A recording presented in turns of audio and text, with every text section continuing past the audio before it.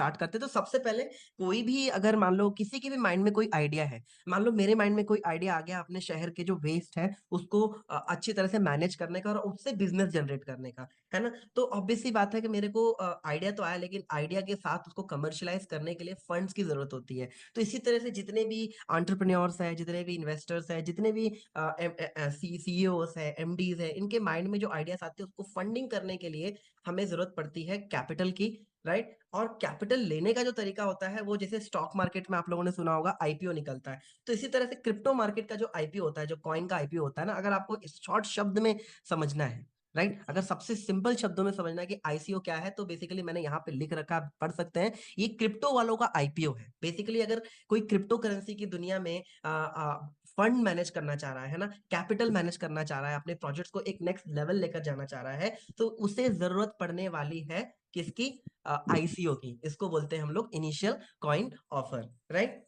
तो यहाँ आप देख सकते हैं कोई स्टार्टअप का आइडिया है तो आपको अपना टोकन बनाना है, और whether it is NFT NFT हो या क्रिप्टो कॉइन्स हो, सब प्रोटेक्टेड है हमारे ब्लॉकचेन के सिस्टम से, है ना, जिसके बारे में हम और भी अच्छी तरह से जानने वाले हैं। तो क्योंकि ये ब्लॉकचेन एक सेफ्टी और सिक्योरिटी की जो कंसर्न है ना, उसको पूरी तरह से मिटा देता है, पूरी तरह से जो इन्वेस्टर्स होते हैं वो दुरुस्त हो जाते हैं कि भाई ब्लॉकचेन पर है तो हमारा पैसा तो मतलब कहीं कुछ जाने वाला है नहीं, राइट। तो इसलिए इन्वेस्टर्स भी इंटरेस्ट लगाते हैं। ऑब्वियसली इसमें प्रोजेक्ट का जो इंटेंशन है वो काफी मैटर करता है कि प्रोजेक्ट ने क्या सोच के हमसे ये जो कॉइन्स है वो लॉन्च करवाएं, क्यों, why they are asking funds, ये काफी इंपॉर्टेंट रोल प्ले करता है, राइट। सो इसका जैसे आपको सिंपल से बताता हूँ, जैसे स्टॉक मार्केट में क्या होता है, अभी देख सकते हैं ये हमारे साथ सामने अंबानी जी है। अब अंबानी को क्या दिख गया? कच्चा तेल। अब कच्चा तेल अपने इंडिया में तो है नहीं, है ना, गल्फ कंट्रीज हो गया, ईरान हो गया, सऊदी अरबिया, बहरीन, कुवैत, इन सब कंट्रियों में क्रूड ऑयल की काफी बहुलता है ना। तो ये क्या करते हैं, वहां से क्रूड ऑयल इंपोर्ट करवा के खुद अपना खोल लिया वर्ल्ड लार्जेस्ट रिफाइनरी, है ना, दुनिया का सबसे लार्जेस्ट रिफाइनरी खोल लिया,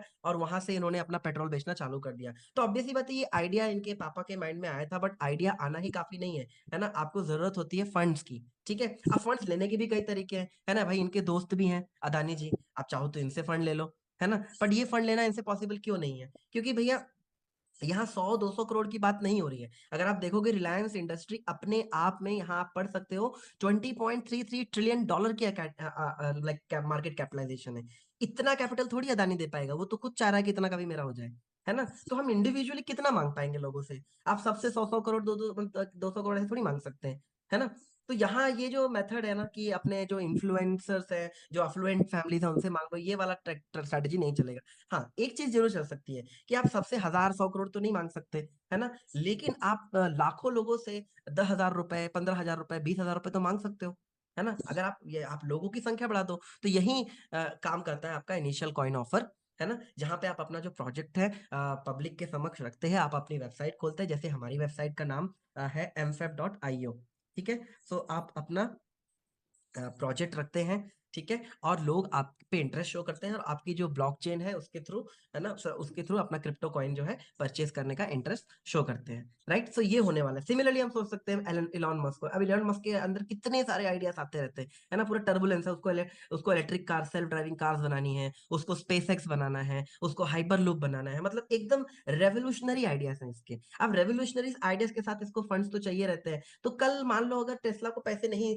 मिलते हैं आईपीओ से, तो वो आईसीओ ला सकता है अपना, है ना, अपना एक कॉइन ला देगा, है ना। मान लो टेस्ला है तो ये टकला कॉइन ला देगा। अब आपको लगेगा क्या, ये क्या बोल रहे हैं सर, ये टकला कॉइन कुछ ऐसे थोड़ी कुछ भी रख सकते हैं, तो आपको यकीन नहीं होगा, मजाक मजाक में भी क्रिप्टो कॉइन बने हैं, और उन्होंने लोगों को रातों रात मतलब फाइनेंशियली जो फ्रीडम चाह रहे थे ना वो दे गई, है ना। तो ये चाहे तो टेस्ला टकला कॉइन निकाल देंगे, और डॉज कॉइन का देख सकते हो आप यहाँ पर, राइट।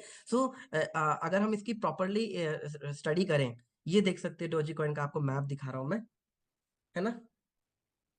सो इस मैप में हम देखेंगे कि इन्होंने आज तक, ये देख रहे हो, एक टाइम पे ये 20 पैसे का था, और ऐसा लोगों का इंटरेस्ट आया, ये आप देख सकते हो, ये 46 रुपीज तक जा चुका है। मतलब आप सिंपल से अगर कैलकुलेटर देखें यहाँ पे, ये देखिए, मैं जैसे आपको कैलकुलेट करके दिखा रहा हूँ यहाँ पर, कितना सिंपली काम हो रहा है यहाँ पर, राइट। अगर मैंने 20 पैसे के, मान लो अगर 10,000 कॉइन ले लिए होते, है ना, तो मेरा इन्वेस्टमेंट कितना होता? 2,000 रुपए का, ठीक है ना। लेकिन यही जो है 46 रुपीज का हो गया, तो इतने कम समय में ये 2,000 जो है 90,000 रुपए हो गया। मतलब आप इमेजिन कर सकते हैं, 90,000 अपॉन 2,000 कितने एक्स हो गया वो, 45x हो गया, मजाक मजाक का कॉइन, मतलब कोई इंटेंशन भी नहीं था लोगों को हेल्प करने का, कुछ भी करने का कोई ऐसा इरादा नहीं था, बट फिर भी आप देख सकते हो कि इस कॉइन ने कितनी बढ़त हासिल कर दी। राइट, सो ये पावर है, मतलब हमें कभी अंडर एस्टिमेट नहीं करना चाहिए क्रिप्टो कॉइन्स की पावर को। खैर, अभी इसके रिलेटेड और हम बातें करते हैं। तो कभी भी कोई आईसीओ या कोई कॉइन ऑफर करता है मार्केट में, कोई प्रोजेक्ट लीडर, तो उसे एक व्हाइट पेपर रिलीज करना होता है। व्हाइट पेपर आप लोगों ने कई बार इसका नाम सुना होगा। इसमें क्या होता है, कंपनी जो है, जो एंटरप्रेन्योर है, ये बताता है कि बेसिकली जो हमारा प्रोजेक्ट है वो किसके बारे में है, हमारे क्या इंटेंशंस है, हम कैसे इस प्रोजेक्ट की जो कही हुई चीजें हैं, एम्स है, ऑब्जेक्टिव को कैसे फुलफिल करेंगे, है ना, इसको पैसे की जरूरत पड़ क्यों रही है, ठीक है, और जो पैसे आएंगे, राइट, उसका क्या होगा, कितने पैसे चाहिए उनको, राइट, और मार्केटिंग कैसे करेंगे ये लोग, फंड और क्या क्या तरीके हैं, क्या सिर्फ आईसीओ से ही वो लोग पैसे पे डिपेंड करते हैं। तो all this things they have to mention in white paper. और ऐसा नहीं है कि सिर्फ मतलब कोई भी बिना व्हाइट पेपर रिलीज किए आईसीओ में नहीं जा सकता। भले बड़े से बड़े बिटकॉइन, है ना, मैं आपको दिखा रहा हूँ, ये देखिए बिटकॉइन था, तो बिटकॉइन ने पहला व्हाइट पेपर रिलीज किया था, peer to peer electronic cash system इसको बोलते हैं, है ना। इसी तरह से इथेरियम ने भी अपना व्हाइट पेपर रिलीज किया है। और ऑब्वियसली बात है, हमारा भी सिस्टम जो है इनसे बेहतर ही रहने वाला, तो हम तो पीछे हटेंगे नहीं। अगर जिन लोगों ने एमफैप कॉइन लिया है, वो अपने ऐप में या वेबसाइट में ऐसा व्हाइट पेपर ऑप्शन जरूर देखेंगे, ठीक है ना, जिसमें हमने भी हमारी इंटेंशंस, फंड्स कैसे करेंगे मैनेज, सब कुछ उसमें व्हाइट पेपर में रिवील करके रखा हुआ है। तो ये आप देख सकते हैं कि कैसे हम जो है प्रोटोकॉल को, जो स्टैंडर्डाइज्ड प्रोटोकॉल है, उनको फॉलो करते करते आगे बढ़ रहे हैं इस जर्नी में। राइट, सो आप लोगों ने क्या सीख लिया कि आईसीओ बेसिकली क्या है, एक क्रिप्टो वालों का आईपीओ है, ठीक है। वो लोग आईपीओ तो नहीं ला सकते, तो ये लोग क्या लाते हैं, इनिशियल कॉइन ऑफर लाते हैं बेसिकली, है ना। कोई भी ग्रेट आइडिया है, कोई बहुत बड़ा प्रोजेक्ट है, बहुत बड़ी कम्युनिटी है, तो they can manage outsource fund from the investors like this, ठीक है। अब आ जाते हैं हम लोग हमारी कॉइन के बारे में। तो सबसे इंपॉर्टेंट जो चीज है ना, हमें इसका फुल फॉर्म पता होना चाहिए, है ना। कई बार क्या होता है, हम खुद एमफैप एमफैप एमफैप बोलते रहते हैं और बाद में पता लगता है कि हम उसका फुल फॉर्म खुद भूल चुके होते हैं। तो प्लीज आप लोग इसका स्क्रीनशॉट लेकर रख लीजिए, है ना। तो ये जो कॉइन है हमारा, इसका फुल फॉर्म है मेटा फाइनेंस एलिमेंट्स वर्स, ठीक है। So that thing is that is something which is required, right? So I hope आप लोग प्रॉपर्ली इसको रिमेम्बर करेंगे, ताकि आपको अपनी डाउन लाइन में बताना हो तो आप लोग खुद नेट खोल के ना बैठ जाए वहां पे कि हाँ मैं देखकर बताता हूँ। आपके माइंड में आ जाना चाहिए कि एमफैप coin is nothing but meta financial elements verse, ठीक है। और ये आने वाली डिसेंट्रलाइज, जो हमारा आने वाला जो फाइनेंशियल फ्यूचर है, जो हमारे ट्रांजेक्शन है, सारे डिसेंट्रलाइज्ड होने वाले हैं, ठीक है। उसका कोई सिंगल ओनर नहीं होगा। ऐसा नहीं होगा जैसे आप जो आज बैंक में पैसा जमा कर रहे हो, कल वो सेंट्रल आरबीआई के अंडर है, तो एक सेंट्रल अथॉरिटी है, कल कुछ भी मतलब आरबीआई ने खूब सारे नोट छाप दिए मान लीजिए, या खूब महंगाई बढ़ गई, तो उस जो वैल्यू है, उसकी वैल्यू डिप्रिशिएट हो जाएगी। और इस तरह से वो सेंट्रल अथॉरिटी का होना मतलब एक ट्रांसपेरेंट फाइनेंशियल सिस्टम के लिए अच्छा नहीं माना जाता है। राइट, सो आई होप ये आप लोगों ने इसका स्क्रीनशॉट ले लिया होगा एमफैप कॉइन का, है ना। वो काफी मतलब इंपॉर्टेंट रहने वाला है। एंड नेक्स्ट हम चलते हैं हमारे एमफैप कॉइन के बारे में और जानते हैं। राइट, सो ये जो बेसिकली मैंने आपको पहले ही बताया कि हम लोग जो है कंपीट डायरेक्ट कंपटीशन देने वाले हैं with coins like Ethereum and bitcoin. Right, क्योंकि हमने भी अपना एमफैप कॉइन ना किसी दूसरी ब्लॉकचेन में नहीं डाला, हमने ना इथेरियम में डाला, ना बाइनेंस के में डाला है, ना हमने बिटकॉइन के ब्लॉकचेन में डाला है। हमने अपना खुद का ब्लॉकचेन में इसको इस कॉइन को उतारा है। ये जो कॉइन है हमने खुद के ब्लॉकचेन में इसको प्रोटेक्ट कर रखा है। राइट, तो ये काफी सेफ एंड सिक्योर है। इसमें गैस फीस कंपैरेटिवली बाकी अदर प्लेटफॉर्म से कम है, डिसेंट्रलाइज्ड है, और बहुत बड़ी वॉल्यूम्स जो है वो मैनेज कर सकता है। ओके, सो ये बहुत बड़ी वॉल्यूम्स जो बोलते हैं ना ट्रांजैक्शन पर सेकंड, इसको मैनेज कर सकता है। राइट, एंड इसमें रिवॉर्ड मैकेनिज्म भी है। There will be many functions where you will get MFAP coins as reward also, ठीक है। एंड अब बार बार ये बात आ रही है ब्लॉकचेन ब्लॉकचेन ब्लॉकचेन की, तो मैंने आपको पहले बताया ना, इस मीटिंग में आपको बड़े बड़े टर्म्स देकर डराना नहीं है, आपको हर चीज समझाना है कि ब्लॉकचेन बेसिकली है क्या, क्यों उसको बोलते हैं ब्लॉकचेन। राइट, सो पहली बात, ये जो ब्लॉकचेन है ना, ये एक डिसेंट्रलाइज्ड डिजिटल लेजर है।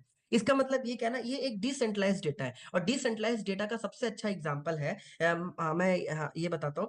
मान लो प्रधानमंत्री मोदी भारत देश के प्रधानमंत्री हैं, right, Modi is the prime minister of India.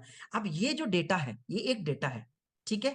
ये डेटा डिसेंट्रलाइज डेटा है, मतलब पूरे 140 करोड़ भारतीयों को ये पता है कि मोदी जो है प्रधानमंत्री है, तो इसलिए ये डेटा क्या हुआ, ये डेटा सबके पास है। अब कल मान लो कोई 4-5 लोग इकट्ठा हो जाए या 500-600 लोग इकट्ठा हो जाए और बोले नहीं, राहुल गांधी प्रधानमंत्री, राहुल गांधी प्रधानमंत्री, तो वो लोग कितने लोग को इन्फ्लुएंस कर पाएंगे? यही मतलब डिसेंट्रलाइज्ड डेटा का पावर होता है कि आप जो है डेटा को छेड़छाड़ नहीं कर सकते। क्या वो लोग 140 करोड़ लोगों को कन्विंस कर लेंगे? है ना? तो यही अपने जो ब्लॉकचेन का खासियत है कि जो भी ट्रांजैक्शंस होती हैं वो इतने करोड़ों सिस्टम्स में स्टोर्ड रहती है ना, इनको नोड्स बोलते हैं, इतने करोड़ों सिस्टम में स्टोर्ड रहती है कि अगर आपने एक सिस्टम से भी छेड़छाड़ की तो ऐसे ही वो ऑड वन आउट हो जाएगा, है ना? ऐसे ही वो उसका हैश चेंज हो जाएगा और वैसे भी वो मिसमैच कर जाएगा, राइट? दूसरा क्या है, देखो बेसिकली ब्लॉकचेन में होता क्या है, हम मानते हैं कि लेट अस सपोज एक व्यक्ति ने दूसरे व्यक्ति को 100 रुपए दिए, है ना? जरा मैं इसको ऐसे समझाता हूँ, है ना? मान लीजिए एक व्यक्ति मान लीजिए पंकज सर ने गुप्ता जी को 100 रुपए दिए, तब पंकज जी ने गुप्ता जी को दिए हैं, ये तो गिवर कौन हो गए? पंकज जी। रिसीवर कौन हो गए? गुप्ता जी। और मान लीजिए उन्होंने दिए हैं 100 रुपए, है ना? $100 दिए, लेट अस इमेजिन कि उन्होंने $100 दिए, तो ये हो गया हमारा एक डेटा, ठीक है? अब ब्लॉकचेन क्या करता है? ब्लॉकचेन इसकी हैश जनरेट करता है। हैश मतलब एक तरह से एक यूनिक कोड जनरेट करेगा, आधार कार्ड की तरह, है ना? आधार कार्ड की तरह या आपके फिंगरप्रिंट की तरह एक यूनिक कोड जनरेट करने वाला है। और ये जो यूनिक कोड है, ये दुनिया में किसी भी करेंसी या किसी भी क्रिप्टो कॉइन से मैच नहीं करने वाला। यही एक हैश जो इसके साथ होने वाला है। नेक्स्ट क्या है, मान लीजिए पंकज जी ने गुप्ता जी को पैसे दिया, ये पहली बार हो रहा है मान लो, तो ये फर्स्ट ब्लॉक बनेगा। फर्स्ट ब्लॉक को हम लोग हमेशा जेनेसिस ब्लॉक बोलते हैं। जो फर्स्ट ब्लॉक होता है जेनेसिस ब्लॉक होता है, इसमें अभी डेटा स्टोर हो चुका है और इनका एक नंबर, यूनिक नंबर जनरेट हो जाएगा। अब नेक्स्ट टाइम मान लो गुप्ता जी किसी शुक्ला जी को पैसे दे रहे हैं मान लो, है ना? तो गुप्ता जी जब शुक्ला जी को पैसे देंगे तो इनका भी हैश जनरेट होगा शुक्ला जी का, और गुप्ता जी का हैश मैच होगा कि भैया इन्होंने ऑथेंटिक सोर्सेज से दिया है कि नहीं दिया है, राइट? अगर वो हैश मैच नहीं हुआ तो वो ऐसे ही जो ट्रांजैक्शन है वो नल एंड वॉइड हो जाएगी, राइट? सो इसी तरह से मतलब मैं इसका सिंपल एग्जांपल ये देता हूँ, और एक आप इसको जमीन के हिसाब से भी आप समझ सकते हो। लकीली जो तेलंगाना की गवर्नमेंट है, उन्होंने भी अब ब्लॉकचेन के थ्रू जो लैंड्स की रजिस्ट्री है ना, वो चालू कर दी है। कई बार होता है ना, एक ही जमीन में कई रजिस्ट्रियां निकल आती हैं, तो अब ऐसा चीज ना होने के चक्कर ना हो, उन्होंने ब्लॉकचेन के थ्रू लैंड्स को असाइन करना चालू कर दिया है। अब ऑब्वियसली बात है कि समय के साथ हम चलते रहेंगे तो जो लैंड्स की वैल्यू है ये भी बढ़ती जाएगी, लेकिन कभी भी कोई फ्रॉड आके नहीं बोल सकता कि जमीन मेरा है, क्योंकि हमेशा वो प्रीवियस हैश मैच करेगा। तो जो नया बंदा है उसके पास प्रीवियस हैश हो ही नहीं सकता, है ना? मतलब जब भी एक जमीन दूसरी जमीन को, ये जमीन एक एसेट समझो, एक कॉइन समझो, है ना? ये जब दूसरों को ट्रांसफर होगी तो एक यूनिक कोड जनरेट होंगे, है ना? ये यूनिक कोड सिर्फ ओरिजिनल गिवर एंड टेकर के पास ही होंगे। और ब्लॉकचेन की खासियत और है कि एक बार ट्रांजेक्शन हो गया, अब आप उसको रिवर्स नहीं कर सकते, है ना? आप उसमें अब छेड़छाड़ नहीं कर सकते, राइट? तो ये मतलब ब्लॉकचेन की काफी खासियत है। और दूसरा क्या है कि जो भी ट्रांजेक्शन होती है ये करोड़ों सिस्टम्स में जो है स्टोर होती हैं, है ना? तो आप उसको भी छेड़छाड़ नहीं, आप कितने सिस्टम को छेड़छाड़ कर पाओगे, है ना? ये जो डेटा है ये डिसेंट्रलाइज्ड है, ये बहुत सारे सिस्टम में डिस्ट्रीब्यूटेड है, तो इसको क्रैक कर पाना नियरली इम्पॉसिबल हो जाता है, राइट? और ये जो हैश जो जनरेट हुआ है, तो ये रोटी खा क्रिप्टोग्राफी, ले। ये जो है क्रिप्टोग्राफी के थ्रू जनरेट होता है, राइट? सो आई होप अच्छा। This thing is also clear to you. अब हम जी लोग समझ लाइव समझने वाले गए। कि क्रिप्टोग्राफी क्या है। सो ये जो क्रिप्टोग्राफी है बेसिकली, मैं आपको कुछ कह रहा हूँ, right? If I am telling something to you, और मैं चाहता हूँ कि ये बात हमारे बीच ही रहे और कोई ना जाने, राइट? सो ये ब्लॉकचेन का एकदम बेसिक अभी मैं बता रहा हूँ कि डिसेंट्रलाइज्ड होता है, एक के पास अधिकार नहीं होता है, राइट? करोड़ों सिस्टम में आपका डेटा सेफ रहता है, हैश जो होती है वो यूनिक होती है, आपके फिंगरप्रिंट की तरह, जो दुनिया में किसी से मैच नहीं करने वाली, राइट? और इसमें मैसेज जो आपके ट्रांजैक्शन है वो पूरी तरह से एनक्रिप्टेड है। जैसे व्हाट्सएप जो होता है ना, व्हाट्सएप और ऐसे जो एप्स हैं, इनको भी नहीं पता होता कि आप क्या बातें कर रहे हो। Even the owner doesn't know what is the thing which is being discussed, है ना? और कोई भी सेंट्रल अथॉरिटी नहीं है, राइट? सबसे पहले क्रिप्टो करेंसी हमें पता है बिटकॉइन थी, और उसके बाद सेकंड लार्जेस्ट बनी इथेरियम, राइट? और आप क्रिप्टो कॉइन्स को यूटिलाइज कर सकते हैं, राइट?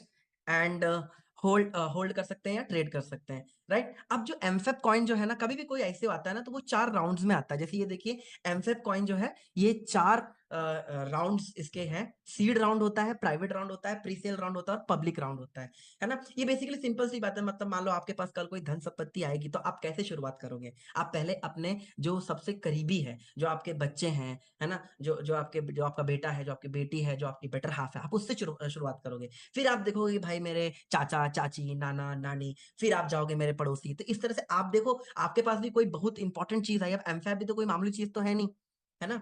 सो सिमिलरली जस्ट लाइक एमफैब, है ना, just like MFAB, just like bitcoin, है ना, जो भी आईसीओस निकलते हैं ये हमेशा राउंड्स में आते हैं। राइट। ये राउंड्स में होते हैं, राइट। तो फर्स्ट राउंड जो होता है सीड राउंड होता है, जो हमारे एमफैप कॉइन का 9 अगस्त से 15 अगस्त तक चला था, राइट। इसके बाद प्राइवेट राउंड होता है, फिर प्री सेल राउंड और पब्लिक राउंड होता है, राइट। सो जो सीड राउंड और प्राइवेट राउंड होता है बेसिकली ये लिमिटेड होता है, ये इन्विटेशन बेस पे होता है, जो कंपनी के मेन एंजल इन्वेस्टर्स हैं, है ना, जिन्होंने कंपनी जो कैपिटल वेंचरिस्ट है, जिन्होंने कंपनी पे हैवी जो फंड्स हैं पम्प करके रखे हैं, है ना, उनके लिए होता है, राइट। ये एक तरह से अर्ली बर्ड डिस्काउंट आप कहीं भी सुनते हैं ना, अर्ली बर्ड डिस्काउंट टाइप का होता है। तो ये सिलेक्टेड लोग जैसे मैंने बताया ना, आपके पास कोई बहुत इंपॉर्टेंट बहुत कीमती चीज है, तो आप सबसे पहले आप उसको अपने फैमिली मेंबर्स को देंगे, बाद में आप अपने चाचा चाची, बाद में मतलब आपने खुद लेयर्स बना रखे। सिमिलरली प्रोजेक्ट भी चाहता है कि जो उनके साथ जिन्होंने उनके ऊपर ट्रस्ट किया है, जिन्होंने कैपिटल इन्वेस्ट किया है, कैपिटल पंप किया है, तो सीड राउंड में पहले उनको फायदा मिले, फिर प्राइवेट राउंड में जो उनके साथ जुड़े हुए हैं दिन रात, मतलब उनके साथ हैं और उनसे कदम से कदम मिला के चले हुए हैं, तो डेफिनेटली मतलब इसमें this is the protocol ICO में, है ना, कि ये अलग अलग राउंड होते हैं, सीड राउंड या फिर प्री सेल राउंड होता है ना। प्री सेल और ये जो पब्लिक राउंड है सबके लिए होता है। Pre sale first come first serve होता है, और जो पब्लिक राउंड होता है उसमें तो ग्लोबली कोई भी पार्टिसिपेट कर सकता है, राइट। सो ये हमारे एमफेब कॉइन्स का आप देख सकते हो, ये हमारा ब्लॉकचेन है। इसकी जो वेबसाइट है mfebscan.com है, हमारे ब्लॉकचेन की वेबसाइट, राइट। तो इसमें हर सेकंड जो भी आप एमफेब कॉइन्स परचेज करो या कोई भी पूरे फिंजा इकोसिस्टम में कोई भी ट्रांजेक्शन हो रही है हमारे ब्लॉकचेन एमफेब ब्लॉकचेन पे, तो उसको क्लियरली इस एमफेब स्कैन के थ्रू देखा जा सकता है। अब ये जो है हमारी ये जो लेयर वन ब्लॉकचेन है, ये बिटकॉइन और इथेरियम जैसे बड़े बड़े क्रिप्टो कॉइन्स भी लेयर वन ब्लॉकचेन टेक्नोलॉजी पे बने हुए हैं। मैंने आपको पहले कंपेयर करके बता दिया। दूसरा मैंने आपको ये भी बता दिया कि हमारा भी व्हाइट पेपर रिलीज हुआ है। अगर आपने एमफेब कॉइन लिया तो आप पर्टिकुलरली देख सकते हैं कि कैसे हमारा भी व्हाइट पेपर रिलीज हुआ है, राइट। और ये जितनी भी ट्रांजेक्शन हो रही सारी ट्रांजेक्शन हमको यहाँ पर देखने को मिलेंगी, right. This is our own blockchain, we are not depending upon anyone else, right. और काफी कट टू कट कॉम्पिटिशन देने वाला है ये एमफेब कॉइन, राइट। सो बेसिकली अब कई लोग का सवाल आता है कि भाई अकाउंट कैसे क्रिएट करें। तो अकाउंट क्रिएट करने का सबसे पहले आप जाएंगे वेबसाइट में, ठीक है। वेबसाइट आपको पता है, ये देख सकते हैं, बहुत ही खूबसूरत और काफी मेहनत जिस वेबसाइट में दिखती है, आप देख सकते हैं द वेबसाइट इज लोडिंग, है ना। ये देख सकते हैं, ये हमारी एमफेब कॉइन की वेबसाइट है, राइट। सो mfeb.io, ये आप इसी वेबसाइट को दीजिए, राइट। सो आप इसको अपने पास सेव करके रख सकते हैं, इसका स्क्रीनशॉट भी लेकर रख सकते हैं, राइट। सो नाउ इसमें आप देखोगे, जाओगे तो यहाँ साइन अप ऑप्शन आपको दिखेगा, साइन अप, है ना, ये देखिए, ये रहा sign up option, right. Sign up में जाते ही ऐसा आपको लॉगिन फॉर्म दिखेगा। इस फॉर्म में आप अपनी डिटेल्स भर देंगे, राइट। और इसके बाद अगर हाँ, आप अपने टीम मेंबर्स का रेफरल कोड भी ले सकते हैं, और ये आपका इसके बाद अपना भी रेफरल कोड जनरेट हो जाएगा, तो आप उसको भी यूज कर सकते हैं। तो आप अपना यूजर आईडी, अपना first name, last name, email address, जहाँ पे सारी ट्रांजेक्शन या जितनी भी ओटीपी है सब इसी ईमेल आईडी पे आने वाली हैं, राइट, राइट। आप अपने आप को इन्वेस्टर डिक्लेयर करके, राइट, अपना यूट्यूब कहाँ से सुनने को मिला तो आप लिख सकते हैं यूट्यूब से, राइट। और इस तरह से आपको जो है क्रिएट करना है अकाउंट। इस तरह इसके बाद आपको अपना ईमेल वेरीफाई करना है, कुछ इस तरह का आएगा, thank you your sign up process is completed. अब आपको ईमेल के थ्रू उसको एक्टिवेट करना है, कंफर्म करना है कि आप ही का ईमेल आईडी है, राइट। इसके बाद आपको जैसे ही आप ईमेल कंफर्म कर देंगे, आपको कांग्रेचुलेशन का मैसेज आ जाएगा, राइट। और इस तरह से जो यूजर आईडी और पासवर्ड है आप उसको इस्तेमाल करके एमफेब कॉइन के अकाउंट क्रिएट कर सकते हैं, राइट। ये मैंने आपको ऑलरेडी क्लियर कर दिया है कि जो हमारा प्रोजेक्ट है इसमें बेसिकली 300 मिलियन एमफेब कॉइन्स हैं, है ना, मतलब 30 करोड़, टोटल 100 करोड़ कॉइन्स है, 100 करोड़ में 30 करोड़ जो है इनिशियल कॉइन ऑफर में दिए जा रहे हैं। कंपनी ने जो है out of 100 crore MFAB coins it has decided to give 30 crore और 300 मिलियन। फर्स्ट राउंड जो था सीड राउंड, उसमें 45 मिलियन कॉइन जो 9 अगस्त से चालू था और 15 अगस्त तक चला, राइट। 45 मिलियन वो ऑलरेडी सेल आउट हो चुके हैं, जो सीड राउंड था। अभी प्राइवेट राउंड चल रहा है, ये चलेगा हमारा 8 सितंबर तक चलेगा, राइट। इसके डेट्स में और आपको डिस्प्ले कर दूंगा प्रॉपरली, राइट।